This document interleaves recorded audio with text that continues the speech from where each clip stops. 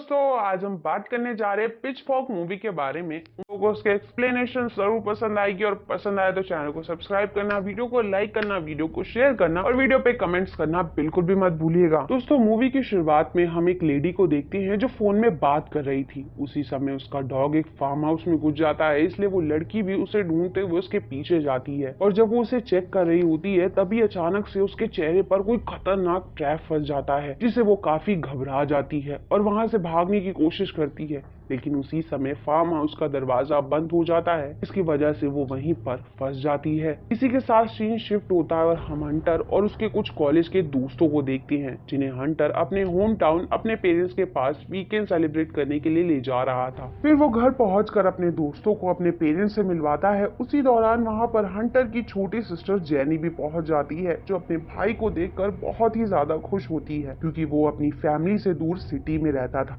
फिर सब मिलकर कैबिन के ऊपर वाले रूम में पार्टी करने के लिए डेकोरेशन करने लगते हैं, जिसके बाद वो लोग जब रात में पार्टी कर रहे होते हैं तो काफी खुश दिखाई दे रहे थे। फिर हम जेनी को देखते हैं जो अपने रूम में लेटी होती है। हालांकि वो चाहती थी कि वो भी पार्टी एंजॉय करे, लेकिन उसके डैड उसे वहां जाने से साफ इनकार कर देते हैं। तभी उसे अपने रूम में कुछ आवाजें सुनाई देती हैं, जिससे वो काफी ज्यादा घबरा जाती है और अपने डैड से कहती है कि आपको मेरे रूम में चेक करना चाहिए, क्योंकि मुझे ऐसा लगता है कि यहाँ पर कोई मौजूद है। पहले तो उसके डैड इस बात को बहुत ही लाइटली लेते हैं, लेकिन जब वो फोर्स करती है तो उसके डैड बेड के नीचे चेक करते हैं, लेकिन उसी समय उन पर कोई अटैक कर देता है, जिससे वो वहीं पर मारे जाते हैं। पर यहाँ पर हम देखते हैं कि अचानक से उसके बेड से बहुत ही भयानक तरीके से फॉग बाहर आता है, जिसे देखकर वो डर कर जोर से चिल्लाने लगती है और फिर उसकी आवाज सुनकर उसकी मॉम भी उसके रूम की तरफ बढ़ती है, लेकिन उसे लगता है कि उसका हस्बैंड बेसमेंट में मौजूद है, इसलिए वो चेक करने के लिए बेसमेंट में जाती है तो उसे वहां पर कुछ कांच के टुकड़े और ब्लड दिखाई देता है,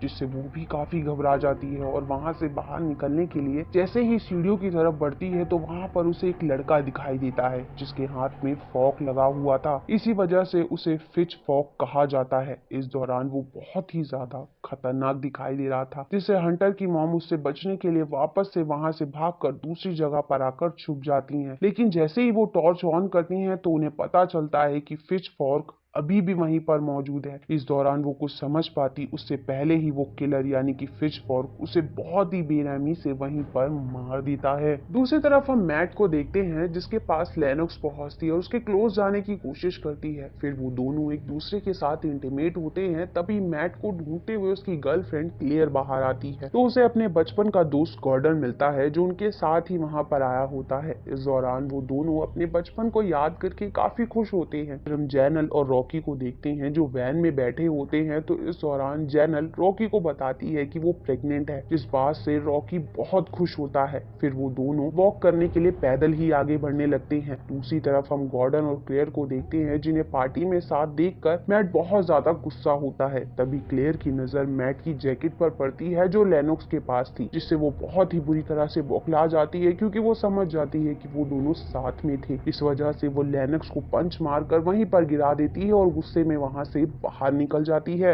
नेक्स्ट सीन में हम जैनल और रॉकी को देखते हैं जो वॉक कर रहे होते हैं। तभी उनके वैन की लाइट अचानक से जल जाती है, जिससे वो दोनों काफी घबरा जाते हैं। हालांकि पहले तो रॉकी को लगता है कि कोई उनके साथ प्रैंक कर रहा है, इसलिए वो चेक करने के लिए आगे बढ़ते हैं, लेकिन जब उन्हें एहसास होता है कि यहाँ पर कुछ गड़बड़ है तो वो तुरंत ही गाड़ी से वहां से निकलने का फैसला करते हैं और गाड़ी स्टार्ट करने की कोशिश करती हैं, लेकिन उनके पास चाबी नहीं होती। इससे पहले कि वो दोनों वहां से निकल पाते फिच फॉर्क पहुंच जाता है। तो इस दौरान हम देखते हैं कि उसके एक हाथ की जगह पर फॉर्क होता है, जिससे वो लोगों पर अटैक किया करता था। यही वजह थी कि वो इतना ज्यादा खतरनाक दिखाई दे रहा था। साथ ही साथ उसने किसी जानवर की खाल का मास्क भी पहना हुआ था। हालांकि उसको देखकर रॉकी और जैनल वहां से भागने की कोशिश करते हैं, लेकिन फिर रॉकी ये डिसीजन लेता है कि वो अपनी गर्लफ्रेंड को वहां से बचाकर निकाल लेगा, इसलिए वो उसे वहां से भागने के लिए कहता है और खुद चाकू लेकर एक पेड़ के पीछे छुप जाता है। तभी उसे अपने पास किसी के आने का एहसास होता है, जिसे वो बिना देखे चाकू से उस पर अटैक कर देता है। तो बाद में उसे पता चलता है कि वहां पर कोई और नहीं बल्कि उसकी गर्लफ्रेंड थी, जो रॉकी के अटैक करने की वजह से वहीं पर बेरहमी से मारी जाती है। तभी रॉकी पर भी फिच फॉर्क बुरी तरह से अटैक करके उसे वहीं पर मार देता है। जिसके बाद हम क्लेयर को देखते हैं जो वहां से निकलने के लिए अपना सामान पैक कर रही होती है, तो उसे बाहर बहुत सारा ब्लड दिखाई देता है, जिससे वो डर जाती है और भागकर नीचे आती है। तो वहां पर उसे हंटर गॉर्डन मिलता है जिसे वो इस बारे में बताती है, तो वो क्लेयर को बाकी लोगों को इकट्ठा करने के लिए कहता है और खुद पुलिस को कॉल करता है। फिर वो अपनी फैमिली को भी ढूंढने लगता है। इधर क्लेयर अपने दोस्तों के पास पहुंचती है और उन्हें भी इस बारे में बताने लगती है, लेकिन वो लोग इसकी बातों पर विश्वास नहीं करते क्योंकि लेनेक्स को ऐसा लगता है कि वो मैट का अटेंशन पाने के लिए ऐसा कर रही है। लेकिन जब उन लोगों को वहां पर अपनी वैन दिखाई नहीं देती तो गॉर्डन मैट के साथ वैन ढूंढने के लिए वहां से चला जाता है और वो दोनों जब वहां से जा रहे होते हैं तभी उन्हें वहां पर पिचफॉर्क दिखाई देता है। हालांकि उन्हें लगता है कि वो लेनेक्स पर अटैक करने वाला है, इसलिए वो वापस आ जाते हैं, लेकिन पिचफॉर्क उसी दौरान गॉर्डन पर कुल्हाड़ी से अटैक करके उसे वहीं पर मार देता है। ये देखकर बाकी सभी लोग बहुत ज्यादा डर जाते हैं और वहां से भाग निकलते हैं। फिर हम फ्लो को देखते हैं जिसे पिचफॉर्क के बारे में कोई भी जानकारी नहीं थी। इस वजह से वो वापस से घर आ रही होती है तो उसे पिचफॉर्क दिखाई देता है, लेकिन उसे लगता है कि कोई उसके साथ मजाक कर रहा है। फिर पिचफॉर्क उस पर अटैक करने की कोशिश करता है जिससे वो डर जाती है और वहां से भाग जाती है, लेकिन पिचफॉर्क भी उसका पीछा करने लगता है जिससे डर कर वो एक मक्के के खेत में छुप जाती है। फिर पिचफॉर्क वहां पहुंचकर उस पर अटैक कर देता है और उसे बुरी तरह से घायल कर देता है, जिससे वो वहां से भागने की कोशिश करती है, लेकिन पिचफॉर्क जब उसका पीछा करता है तो वो जमीन पर गिर जाता है। इस मौके का फायदा उठाकर फ्लो उस पर हमला करती है, लेकिन वो उसे गिराकर वहीं पर बेरहमी से मार देता है। इसके बाद हम देखते हैं कि पिचफॉर्क सभी लोगों को मारकर एक जगह पर इकट्ठा कर रहा था, जो कि काफी अजीब बात थी और यहाँ पर हम देख सकते थे कि वो बहुत ही अलग और अजीब हरकतें कर रहा था। नेक्स्ट सीन में हमें पता चलता है कि पिचफॉर्क ने अभी तक जेनी को कोई भी नुकसान नहीं पहुंचाया है, हालांकि उसे एक पिंजरे में जरूर कैद करके रखा हुआ है।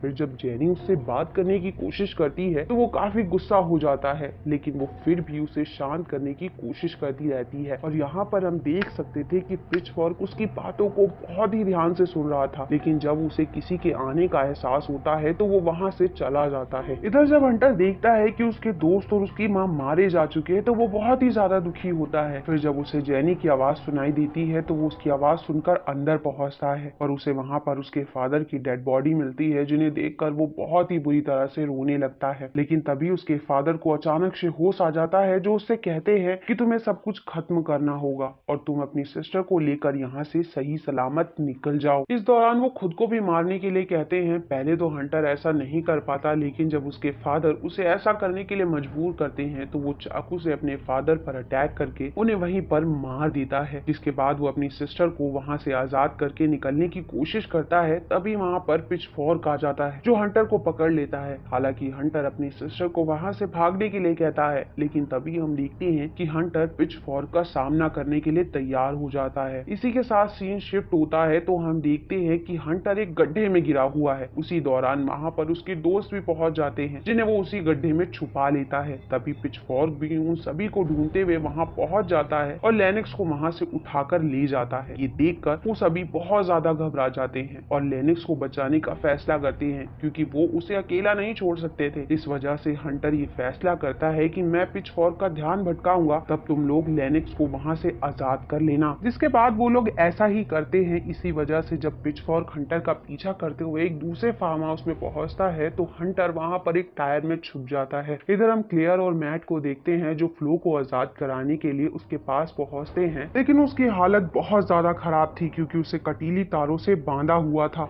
और जब वो लोग उसे खोलने की कोशिश करते हैं तो उसे बहुत ही ज्यादा तकलीफ होने लगती है, जिससे वो चिल्लाने लगती है, लेकिन वो लोग उसे चुप रहने के लिए कहते हैं। तभी क्लेयर उन वायर्स को काटने के लिए कोई टूल लेने के लिए जाती है। इसी दौरान जब मैट उसे खोलने की कोशिश कर रहा था तभी वहां पर पिचफॉर्क आ जाता है, जिसे देखकर मैट बहुत ज्यादा डर जाता है और वहां पर उसे अकेला छोड़कर चला जाता है। तभी फिर फ्लो के पास जा रही क्लेयर को वो रोक लेता है और कहता है कि वो मर चुकी है। दूसरी तरफ हम देखते हैं कि पिचफॉर्क को बहुत ही बुरी तरह से फिजिकली टॉर्चर कर रहा है, जिससे वो जोर जोर से चिल्लाने लगती है और उसकी आवाज सुनकर क्लेयर मैट पर काफी गुस्सा होती है और कहती है कि तुमने तो कहा था कि वो मर चुकी है। इसके बाद जब फ्लो उसे खुद से दूर जाने के लिए कहती है तो वो बहुत ज्यादा गुस्सा हो जाता है, जिस वजह से वो फ्लो को बहुत ही घिनौने तरीके से टॉर्चर करने लगता है और फिर देखते ही देखते उस पर लगातार वार करके उसे बेरहमी से मार देता है। जिसके बाद वह हंटर और उसके दोस्तों के पास भी पहुंच जाता है, लेकिन यहाँ पर मैट हंटर और क्लेयर को वहां से जाने के लिए कहता है और खुद पिचफॉर्क का सामना करने के लिए वहीं पर रुक जाता है। हालांकि इस दौरान वो बहुत ही बहादुरी से उसका सामना करने की कोशिश करता है और फिर मौका पाकर वहां से भागने लगता है, पर तभी पिचफॉर्क उस पर पीछे से एक रॉड से अटैक कर देता देता है जिससे वो जमीन पर गिर जाता है, जिसके बाद पिचफॉर्क मैट के पास पहुंचकर उस पर भी उसी रॉड से लगातार अटैक करता है और उसके शरीर को बुरी तरह से जख्मी करके उसे वहीं पर मार देता है। नेक्स्ट सीन में हम हंटर और क्लियर को देखते हैं जो मदद मांगने के लिए अपने पड़ोसी के पास पहुंचते हैं और उससे पुलिस को कॉल करने के लिए कहते हैं, लेकिन वो उन्हें समझाता है और घर के अंदर ले जाता है। उसी दौरान वहां पर एक लेडी पहुंचती है जो उन दोनों को पीने के लिए पानी देती है, जिसको पीने के बाद वो दोनों पूरी तरह से नशे में हो जाते हैं, जिस वजह से वो दोनों वहां से निकलने की कोशिश करते हैं। पर तभी वहां पर पिचफॉर्क आ जाता है, जिसे देखकर वो लेडी बहुत ही ज्यादा गुस्सा होती है और कहती है कि मैंने तुम्हें बेसमेंट में रहने के लिए कहा था। यहाँ पर हैरान कर देने वाली बात ये थी कि पिचफॉर्क उन दोनों को ही कुछ नहीं कह रहा था।